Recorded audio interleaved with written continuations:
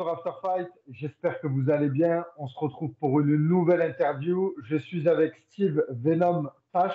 Steve, comment ça va? Ça va bien, merci. Merci. Et toi? Ça va, nickel. Merci d'être venu sur mon podcast. C'est un plaisir de t'accueillir. Je voudrais que tu te présentes pour les personnes qui ne te connaissent pas encore, Steve, s'il te plaît. Ouais, alors moi c'est Steve Pache, surnom Venom, Steve Venom. Et je me suis mis là dans le Bark Knuckle récemment. Et sinon la boxe anglaise depuis tout jeune, j'ai commencé à l'âge de 4 ans. D'accord. Moi, je voudrais savoir comment tu as fait la connaissance avec les sports de combat. Et notamment, là, tu viens de dire que tu as commencé par la boxe anglaise. Ouais. Alors j'ai commencé par la boxe anglaise parce que mon père était prof de boxe, il avait sa salle de boxe sur Genève. Du coup, bah, c'était plus facile pour moi. Et j'ai commencé à l'âge de 4 ans. Et sans jamais vraiment arrêter, j'avais des petites interruptions pour essayer un sport ou un autre, du karaté ou d'autres trucs comme ça, mais à chaque fois, je suis revenu à la boxe. Et puis, Et c'était une volonté de ta part de uniquement pratiquer avec les poings et pas justement faire du pied-point. bah, c'est que lui était là-dedans parce qu'il a appris par ses oncles et puis moi qui suis venu dedans aussi. Et puis on a appris et continué comme ça. Et du coup, donc, tes modèles, ça a été, j'imagine, ton papa, tes oncles qui Ah oui, étaient dans ça. mon papa, à l'époque, Tyson. Puis, bah, on n'avait pas trop Internet à l'époque non plus, donc c'est vrai que à part les VHS, on voyait pas grand-chose, hein. Tu as fait des compétitions en boxe anglaise. Explique-nous un peu ton parcours avant d'arriver en professionnel. Ouais, alors j'ai fait des compétitions, mais sur le tard, je crois que j'ai commencé la première compétition, j'avais 17 ans. Donc, ouais, ça fait super tard quand tu as commencé à 4 ans la boxe. 17 ans, et puis j'ai fait 4 combats en anglaise. Et puis et après, j'ai arrêté, puis je me suis remis, parce que je faisais du football américain aussi en parallèle. Et j'ai toujours fait du sport. Et après le foot américain, c'est là que je me suis mis au MMA et au sambo. D'accord. Alors, moi, j'y connais pas grand-chose en barre mécanique, mais est-ce qu'il y a il y a une différence entre la boxe anglaise et le bare knuckle, hormis la paire de gants, quoi. Le temps, il est différent, c'est sur 2 minutes les rounds. Et sinon, il y a le droit d'accrocher à la tête pour taper, mais sinon, c'est tout, il n'y a pas de différence. Et je veux dire, quand tu te prépares pour un combat de bare knuckle, c'est à peu près la même chose qu'un combat de boxe anglaise. Je veux dire, tu sais, dans les techniques, les crochets, tout ça, il n'y a pas la distance du coup des gants. Parce que ça change Voilà, beaucoup, quoi, le type d'entraînement, quoi. la préparation, ça reste la même, avec des gants de boxe, hein, c'est mieux. Et sinon, ouais, c'est vrai que la distance ou même la garde, ça change quand même un peu. On voit en combat, c'est pas la même garde qu'on peut avoir à l'entraînement. Et tu l'as dit, donc ton surnom c'est Venom. Ouais, Il me semble que c'est un clin d'œil au. C'est dans Spider-Man, c'est ça? Pourquoi Venom? ouais, au personnage. Bah, ouais, c'est le fait d'avoir le contrôle sur la partie de moi qui veut sortir, en fait, comme le Venom. C'est pour ça, c'est parti de là. D'accord. Et donc, tu as fait du Bark Nickel. Là, récemment, tu as pris une ceinture dans une organisation. Ouais, J'ai pu voir le combat. L'adversaire était bien plus grand que toi. ouais, ouais.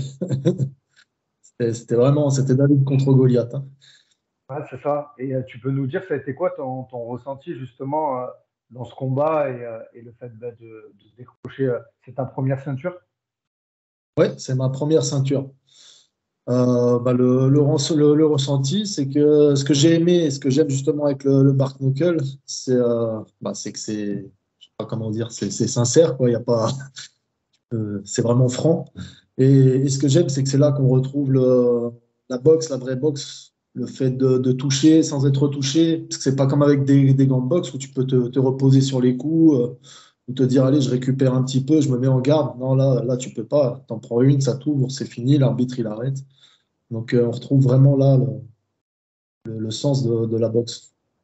Et d'ailleurs, on a pu le voir dans le premier round. Enfin, toutes tes esquives, vraiment, on voit que tu as un jeu qui est basé sur l'esquive et sur les contres. Ça, Mhm. c'était mis, justement, c'était une stratégie qui était mise en place. Ouais.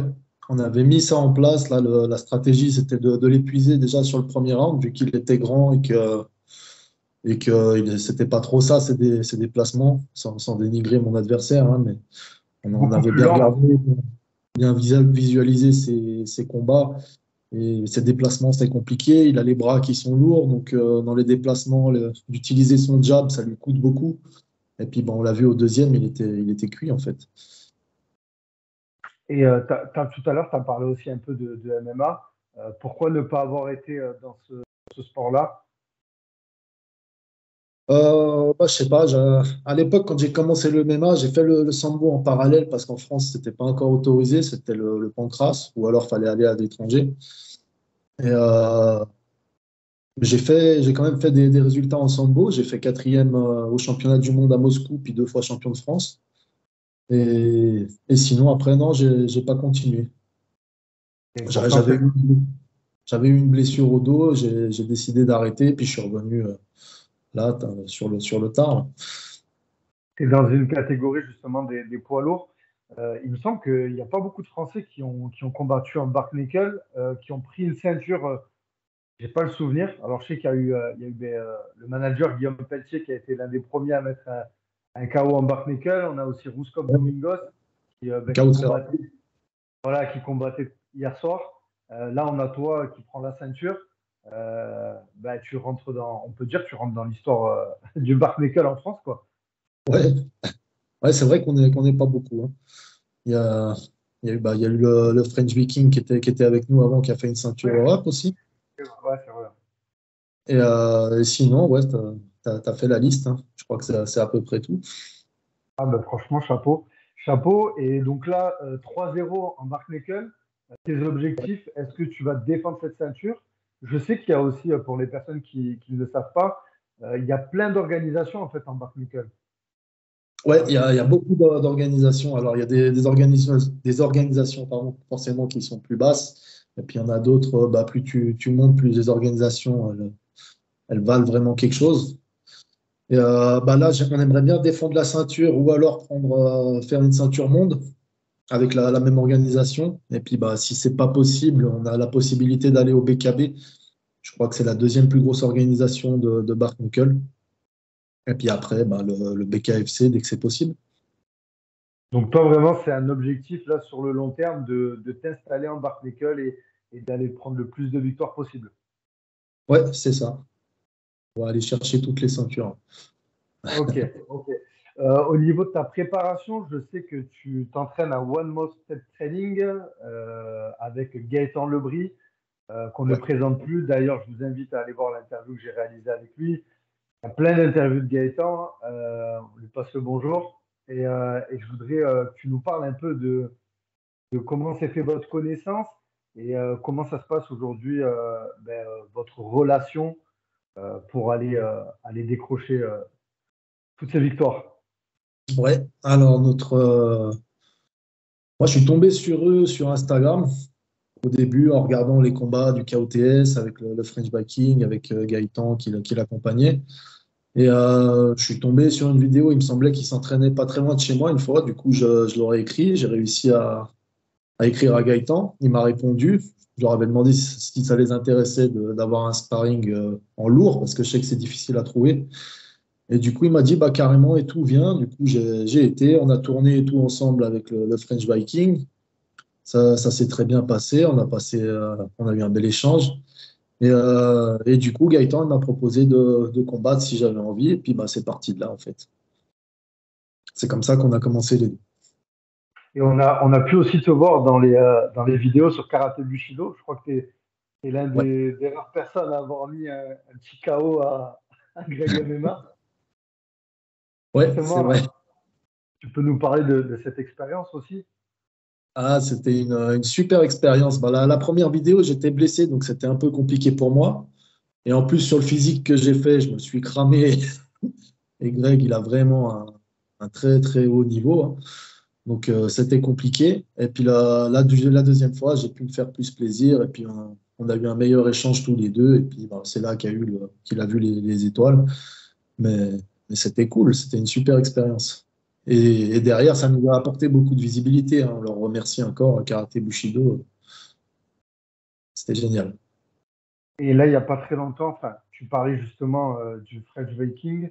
Est-ce que toi, ça t'aurait plu aussi d'aller dans ce type d'organisation? Tu as cité le KOTS.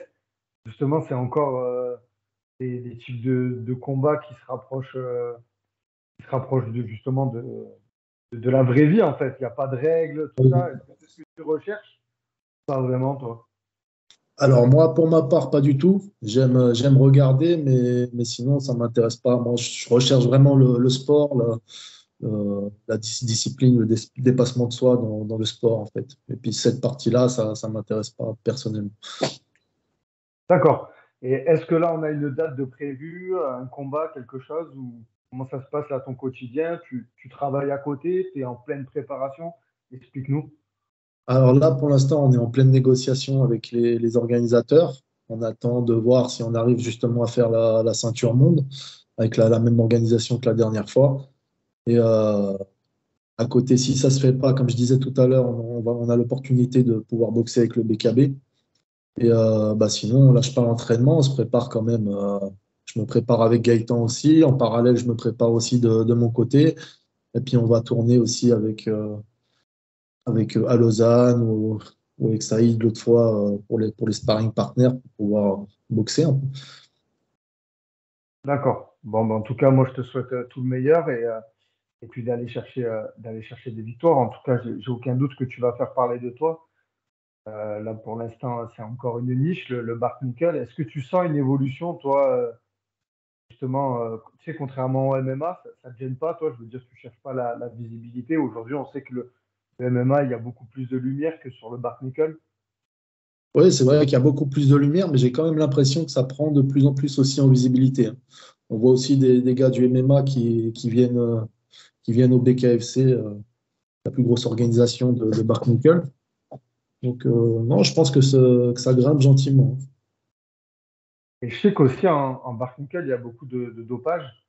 Est-ce que c'est des choses aussi ça te dérange pas, je veux dire, d'aller combattre dans des organisations où il y a des personnes qui sont sous stéroïdes, tout ça? Alors, je pense que c'est pas que là, je pense que c'est un peu dans tous les sports professionnels, hein. Donc, non, hein, on fait avec et puis on y va.